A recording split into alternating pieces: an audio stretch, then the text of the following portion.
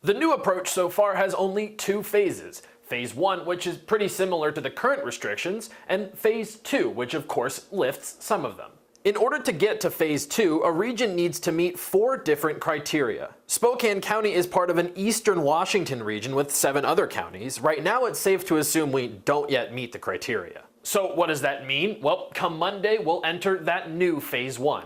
Most of the rules are the same, but there are some changes that certain businesses will be glad to hear about. Arguably the biggest is that some kinds of indoor fitness will now be allowed, with masks and distancing. For sports that don't require contact, like gymnastics and climbing, training will be allowed, but only in groups of up to 5, and it should be the same people in each session. Appointment-based fitness will be allowed for up to 45 minutes and with severe distancing requirements, 1 customer per room or 500 square feet. Another change, outdoor venues. Places like zoos and outdoor theaters can allow groups of up to 10 in, as long as those people aren't from more than 2 different households, and groups must be allowed in on a timed, ticketed basis. Again, masks are required. And one other small change, the maximum allowed for outdoor dining will go from 5 people to 6. The new rules also specify again no more than 2 different households in such a group. One of the big differences in the new plan, advancing to Phase 2 will be on a regional basis and entirely based off specific statistics.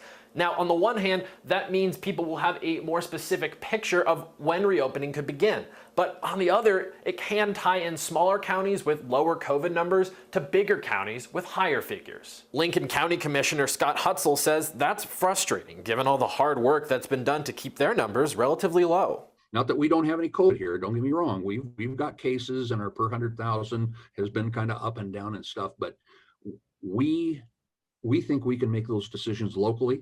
He says he understands the region is tied together. Many Lincoln County patients wind up in Spokane hospitals, but he's concerned this solution is oversimplifying. Casey Decker, KREM 2 News.